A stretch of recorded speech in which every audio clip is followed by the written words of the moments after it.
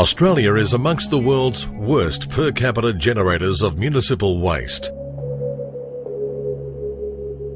Green recycle bins and annual council cleanups have helped improve the situation, yet too much is still going into landfill. There is a way to make a difference.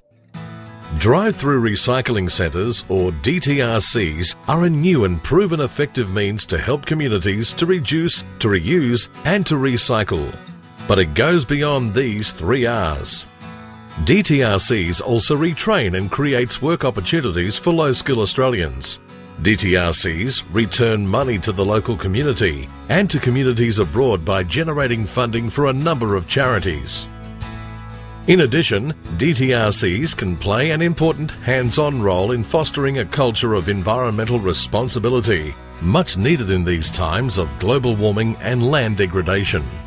Drive-through recycling centres are clean, green facilities, quite unlike the old city tip model. They're more like a drive-through than a dump. Importantly, these facilities can sit quite comfortably in, say, an urban industrial park precinct.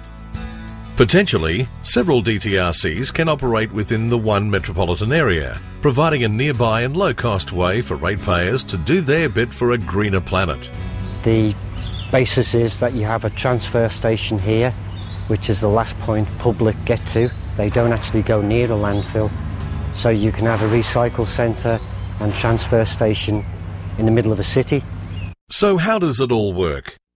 Ratepayers are encouraged to routinely clean their garages and sheds of the sorts of items often saved for council clean-up day. Out on a nature strip, these can be hazardous to passers-by and lethal if they get wet overnight and fall into the hands of kids down the street. Disposal via a DTRC facility is much safer, much tidier and much more effective, with a significantly higher percentage of items either recycled or reused. It just makes sense. A typical load might include a discarded computer, an old stereo, a bike no longer used, a box of books, a flat car battery, and the old proverbial kitchen sink. The various metals, plastics, glass and timber elements are carefully sorted and then taken away for recycling. Things like taps and mirrors are removed and saved for resale. This alone can generate significant revenue whilst helping to put a cap on the carbon load.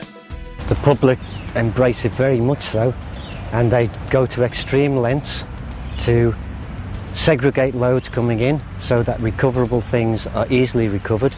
They are not missed and going in the landfill, and the vast majority of people see what we're trying to do and are more than happy to help.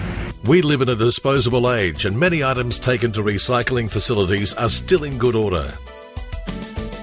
These are sold on to second-hand dealers or sold directly to the public at the on-site second-hand shop.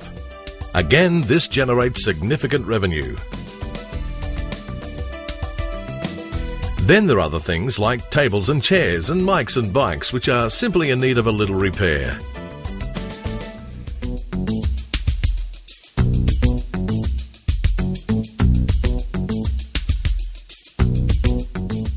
It's a shame that valuable historical items such as wartime newspapers and antiques are often received through the DTRC.